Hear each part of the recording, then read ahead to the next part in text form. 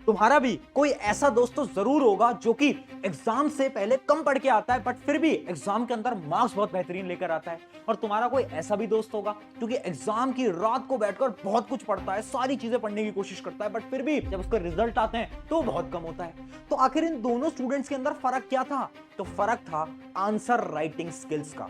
इसमें हमने आधा नंबर काट दिया। इसका कारण क्या? देखो, हमारे अनुसार यहाँ कामा नहीं होना चाहिए। वो जो पहला स्टूडेंट है ना, उसको आंसर लिखने का सही तरीका आता है, जिसकी वजह से वो चाहे कम पढ़ के जाए, चाहे उसको आंसर कम आए, बट वो आंसर इस प्रकार से लिखेगा कि उसके मार्क्स बहुत अच्छे आएंगे। कहाँ से काटोगे? जब बिल्कुल सही है तो आपको इसमें पूरे नंबर देने पड़ेंगे, 15 में 15। जबकि वो जो दूसरा स्टूडेंट है उसको आंसर लिखने का सही तरीका नहीं आता, जिसकी वजह से चाहे वो कितना ही पढ़ ले पर उसके मार्क्स कभी भी अच्छे नहीं आ सकते। अगर आपने ये आंसर राइटिंग के हैक्स जान लिए ना, तो आपके एग्जाम के अंदर 10 से 15 नंबर तो बहुत इजीली इंक्रीज हो जाएंगे। वो फॉर्मेट देखना चाहता है। तुम क्या दिखाना चाहते हो? ज्ञान। अरे वो देख रहा है फॉर्मेट, तुम दिखाओ ज्ञान। तो हाय एवरीवन, मेरा नाम है प्रशांत। पता है आपको, इस वीडियो को बनाने से पहले मैंने लाखों स्टूडेंट से बात करी है और बहुत सारे टीचर से भी बात करी है। ये वो टीचर्स हैं जो कि स्कूल के अंदर, बोर्ड एग्जाम्स के अंदर तुम्हारी कॉपीज को चेक करते हैं। और उन्होंने मुझे एक ऐसा सीक्रेट बताया ना, जिसको सुनकर आप सब शॉक होने वाले हो। उन्होंने मुझे ये बताया कि एक बच्चा आंसर क्या लिखकर आ रहा है उससे उतना फर्क नहीं पड़ता, बट फर्क इस बात से पड़ता है कि वो अपने आंसर को किस प्रकार से लिखकर आता है। अगर वो अपने आंसर के लिखने समय कुछ ऐसे स्टेप्स को फॉलो करता है ना, तो आराम से उसके मार्क्स इंक्रीज हो सकते हैं। और उन्होंने ये भी बताया कुछ नॉर्मल गलतियां हैं जो कि स्टूडेंट्स करते हैं, जिनकी वजह से उनका आंसर सही होता है बट फिर भी टीचर उनके थोड़े बहुत मार्क्स कट कर लेते हैं। मैंने उनसे वो सारी प्रॉब्लम, सारी गलतियां पूछी और वो सारी गलतियां मैं आज तुम्हें बताने भी वाला हूं, जिसके अंदर सबसे बड़ी गलती है बैड राइटिंग। बहुत सारे टीचर्स ने बोला कि जो बैड राइटिंग है ना, एक बहुत बड़ी मिस्टेक है और इसकी वजह से भी नंबर कट सकते हैं। दूसरी चीज है स्लो स्पीड। बहुत सारे स्टूडेंट्स हैं जिनकी स्पीड जो है वो बहुत स्लो है, जिसकी वजह से क्या होता है ना, उनका पेपर ही छूट जाता है। और ये तो आपके साथ भी हो गया होगा। अभी मैं आपको एक एक्टिविटी करने को देता हूं। आप क्या करो, आप ना कमेंट सेक्शन में जाओ और अपना नाम एक बार टाइप करो। एक बार टाइप करना फटाफट से। आपने एक बार टाइप करके देखा होगा तो आपको पता चला होगा कि आपने मात्र 1-2 सेकंड के अंदर अपना पूरा नाम टाइप कर दिया। अब यही काम करो, एक नोटबुक लेकर आओ, उस नोटबुक पे एक बार अपना नाम लिखो पेन से। जो आप लिखोगे तो आपको 5 से 6 सेकंड लग जाएंगे। यानी हम टाइप तो फास्ट कर सकते हैं, बट हम जब आंसर लिखते हैं, अपना नाम कॉपी पे लिख रहे हैं, तो हमें उसमें बहुत टाइम लग रहा है। तो आखिर हम स्पीड को इंक्रीज कैसे करें? जैसे हमारी टाइपिंग स्पीड है उतनी कैसे इंक्रीज करें, वो भी तुम्हें आज मैं बता दूंगा। उसके अलावा कट्स इन दी आंसर। बहुत सारे टीचर्स ने बोला कि वो जो स्टूडेंट्स हैं ना, जो कि आंसर में बार बार कट लगाते हैं, उससे टीचर बहुत ज्यादा इरिटेट होते हैं। उसके अलावा याद नहीं रहता। बहुत सारे स्टूडेंट्स की ये प्रॉब्लम है आज के समय पर कि वो पढ़ के जाते हैं बट एग्जाम के टाइम पे याद नहीं रहता। तो जो सारी प्रॉब्लम्स है ना, इन सारी प्रॉब्लम्स का एक एक करके सॉल्यूशन जानेंगे। सबसे पहले समझते हैं आपकी पहली प्रॉब्लम, जो कि है बैड राइटिंग। मैंने बहुत सारे टीचर से बात करी, बैड राइटिंग से फर्क पड़ता है या नहीं फर्क पड़ता, तो सभी टीचर ने बोला हाँ फर्क तो पड़ता है, बट फर्क तब पड़ता है जब राइटिंग इतनी बेकार है कि वो पढ़ने में ना आए।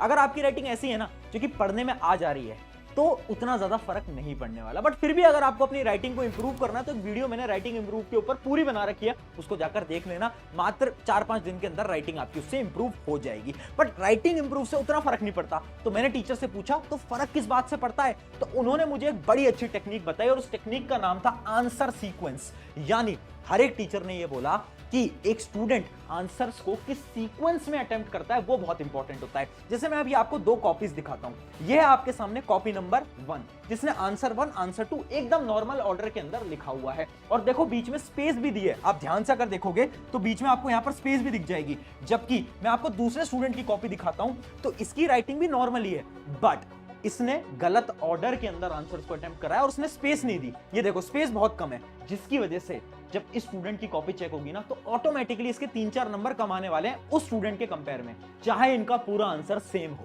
अब इससे फर्क क्या पड़ता है? इससे फर्क ये पड़ता है ना बेटा, ध्यान से समझ लेना। हर एक टीचर ये बोलता है कि अगर आप एक नॉर्मल ऑर्डर के अंदर अपने आंसर को अटेम्प्ट करोगे ना, तो टीचर को कॉपी चेक करने में बहुत आसानी होगी। 1 2 3 4 5 6 इस ऑर्डर में। अगर आपको कोई क्वेश्चन नहीं आता तो उसको ना लास्ट में अटेम्प्ट करो, बट बीच में अटेम्प्ट मत करना। अगर आप बीच में अटेम्प्ट करते हो ना, तो टीचर को बड़ी फ्रस्ट्रेशन होती है। और एक कहावत है, बड़ी ध्यान से उसको याद कर लेना, कि जितना कम समय एक टीचर आपकी कॉपी चेकिंग में बिताएंगे, उतने ज्यादा आपके मार्क्स आएंगे। ये बहुत इंपॉर्टेंट है। ये है अपनी पहला एक। अब बढ़ते हैं आपकी दूसरी प्रॉब्लम की तरफ, जो कि थी कि आप बहुत ज्यादा स्लो लिखते हो। तो आपकी जो प्रॉब्लम है ना, इसका सोल्यूशन क्या है? तो इसी का सोल्यूशन है आपका fast writing hack. Fast writing hack के अंदर बेसिकली दो पार्ट्स होते हैं। पहला आपका पार्ट है कुछ hand warm up exercises. Hand warm up exercise ये क्या होता है? देखो, इमेजिन करो 9 बजे आपका एग्जाम है। अब आपको क्या करना है, एग्जाम से आधे घंटे पहले आप एक नोटबुक तो रख ही सकते हो अपने पास, एक रफ पेज तो अपने पास रख ही सकते हो, और पेन तो आपके पास हो गई। आपको क्या करना है, उस नोटबुक के ऊपर अपने पेन से कुछ एक्सरसाइज करनी है। एक्सरसाइज क्या है? ऐसे लाइंस बनाओ, ऐसे लाइंस बनाओ, ऐसी लाइंस बनाओ, फिर ऐसी लाइंस बनाओ, फिर ऐसी लाइंस बनाओ, है ना, फिर ऐसी लाइंस बनाओ, ऐसी लाइंस बनाओ। इनसे क्या हो रहा है? इनसे आपका जो हैंड और जो ब्रेन मूवमेंट है ना, वो कोऑर्डिनेट हो रहा है। और जब आप आंसर लिखने जाओगे ना, तो जो आपकी प्रॉब्लम है ना कि आप बहुत धीरे धीरे लिखते हो, वो प्रॉब्लम खत्म हो सकती है। तो ये तो होता है हैंड वार्म अप एक्सरसाइजेस। इसके अलावा एक स्टेप आपको और करना है, जो कि है एयर राइटिंग। देखो, अगर आप स्लो लिखते हो ना, तो उसका एक सिंपल सोल्यूशन है कि आप ना डेली राइटिंग की प्रैक्टिस करो। कैसे? आपको हवा के अंदर राइटिंग की प्रैक्टिस करनी है। यानी इमेजिन करो आप कहीं पर भी ट्रैवल कर रहे हो, आप अपने दोस्त के साथ पीछे स्कूटी के ऊपर बैठे हो, बट आपको क्या इमेजिन करना है ना, आपको इमेजिन करना है कि आपके हाथ में पेन है और सामने एक किताब है, और आप उस किताब पे फटाफट से एक बार अपना नाम लिखने की कोशिश करो। एक बार आप अभी भी कर सकते हो, जो भी आपका नाम है एक बार वो फटाफट से लिखने की कोशिश करो। इससे क्या होगा, आपका जो हाथ है, जो आपकी कलाई है, वो मूव करती रहेगी, और जितना ये मूव कर रही है ना, उतना ज्यादा आपकी राइटिंग स्पीड ऑटोमेटिकली इंक्रीज होती रहेगी। तो राइटिंग स्पीड अगर इंक्रीज करनी है, दो सिंपल स्टेप्स हैं। एक तो है वार्म अप एक्सरसाइजेस, दूसरा है एयर राइटिंग। कभी कभार एयर राइटिंग करने की ट्राई करा करो, उससे आपकी राइटिंग स्पीड ऑटोमेटिकली इंक्रीज हो जाएगी। अगर ये ट्राई करा तो जो प्रॉब्लम है ना कि पेपर छूट जाता है, कभी नहीं छूटने वाला। इसके बाद ट्राई करके देखना। अब बढ़ते हैं आपकी अगली प्रॉब्लम की तरफ। अगली प्रॉब्लम आपकी ये थी कि बीच बीच में बहुत सारे आप कट्स लगाते हो। आपने भी नोट करा होगा कि आप बार बार हर बार कट्स लगा रहे हो, और टीचर जो होते हैं जब वो कट्स देखते हैं ना, तो बहुत ज्यादा इरिटेट होते हैं, क्योंकि उनके लिए क्या है ना कि जब भी आप एक आंसर को कट करते हो, उन्हें लगता है कि यार बहुत बेकार स्टूडेंट है, और वो आपके मार्क्स वहां पर कट कर सकता है। बट उसी का मैं एक आपको सोल्यूशन देने वाला हूं, वो है लॉन्ग आंसर हैक। इमेजिन करते हैं कि एग्जांपल लेते हैं। एक एग्जांपल है इस क्वेश्चन का। मान लो एक क्वेश्चन है ना, ये आपके पेपर के अंदर आया ये क्वेश्चन, और आपको याद है कि उसके 4 पॉइंट्स होते थे, 4 या 5 पॉइंट्स होते थे, वो जो आपके लॉन्ग आंसर होते हैं। अब आपको क्या करना है, आपको अपने जो आपकी आंसर शीट है उसके लास्ट पन्ने पे जाना है। उस लास्ट पन्ने के ऊपर हेडिंग डालनी है रफ। क्या लिखना है? रफ। अब आप उसके अंदर कोई भी रफ का काम कर सकते हो, कोई भी टीचर कुछ नहीं बोलेगा, ठीक है। आपने हेडिंग डाली रफ, और उसके अंदर आप एक बार दिमाग से सोच लेना कि कौन कौन से 5 पॉइंट आप लिखने वाले हो। अब क्या करो, अब फटाफट से कॉपी पलटो, यहां पर आ जाओ, और यहां पर पूरी तरीके से उनको एक्सप्लेन करके वो 4-5 पॉइंटर यहां पर तुम लिख दो।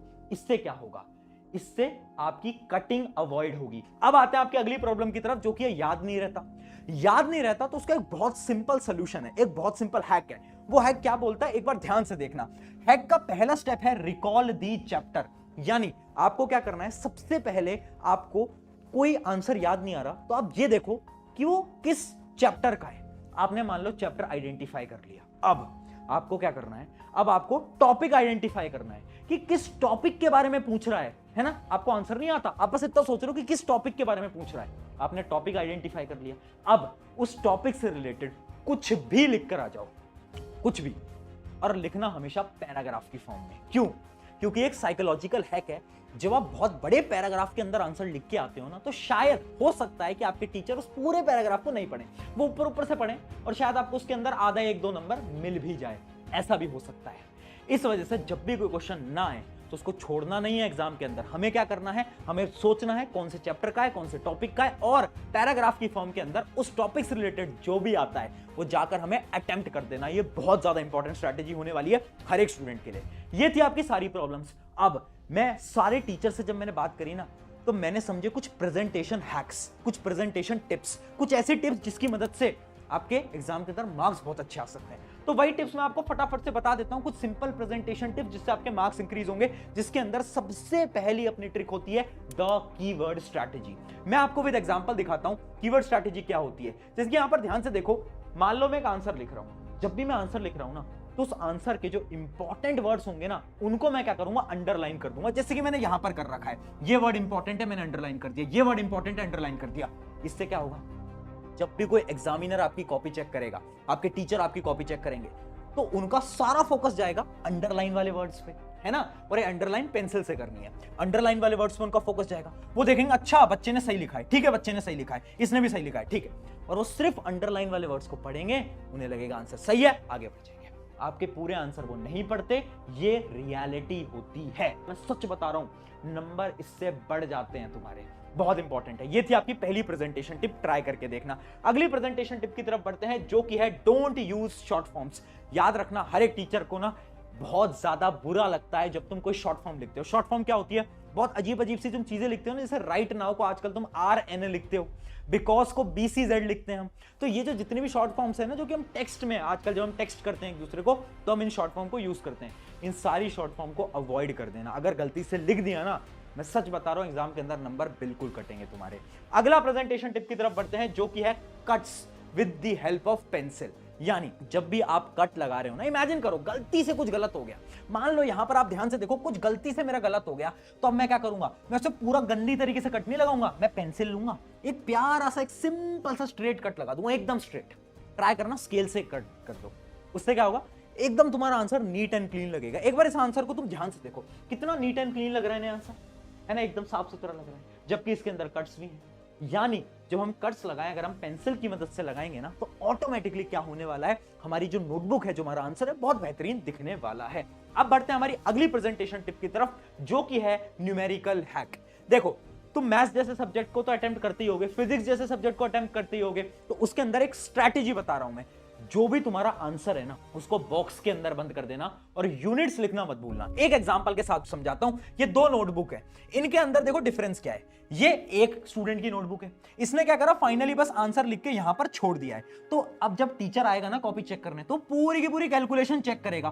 बट हमने क्या करा, हम थे स्मार्ट स्टूडेंट, हमने क्या करा, फाइनल आंसर्स को यहां पर देखो बॉक्स के अंदर ऐसे बंद कर दिया। अब इससे क्या होगा, अब जो टीचर है ना, वो पूरी कैलकुलेशन चेक नहीं करेंगे, वो देखेंगे अच्छा इसका पूरा आंसर सही है, अच्छा ये आंसर भी सही है, ठीक है, मतलब तो पढ़ने वाला बच्चा है, आगे बढ़ जाओ। ये टेक्निक न्यूमेरिकल के अंदर हमेशा से बॉक्स के अंदर करोगे ना, छोटी छोटी टेक्निक से बहुत ज्यादा हेल्पफुल हो सकती है। अब बढ़ते हैं हमारी फाइनल टेक्निक की तरफ, फाइनल प्रेजेंटेशन टिप की तरफ, जो कि है डिफरेंस वाले क्वेश्चंस। आपने देखा होगा बार बार सवाल आते हैं कि दो चीजों के बारे में डिफरेंस बताओ। हम क्या करते हैं ना, हम पहले एक हेडिंग डालेंगे, फिर उसके बारे में लिखेंगे, फिर दूसरे के बारे में लिखेंगे। ऐसा कभी मत करना। डिफरेंस वाले क्वेश्चन अटेम्प्ट करने का एक सिंपल स्ट्रैटेजी है, जैसे कि तुम देख सकते हो। तुम्हें क्या करना है, एक बॉक्स बनाना है, एक तरफ एक लिखना है, दूसरी तरफ दूसरी चीज लिखनी है, और उनकी ऐसे डेफिनेशंस वगैरह, इनके सारे डिफरेंसेस पॉइंट वाइज लिखने हैं। कभी भी डिफरेंस पैराग्राफ में मत लिखना, नंबर कट सकते हैं। हमेशा ट्राई करना, डिफरेंस लिख रहे हो तो ऐसे एक बॉक्स बनाओ, बीच में लाइन बनाओ, और यहां पर पॉइंटर के हिसाब से तुम डिफरेंसेस लिखकर आओ।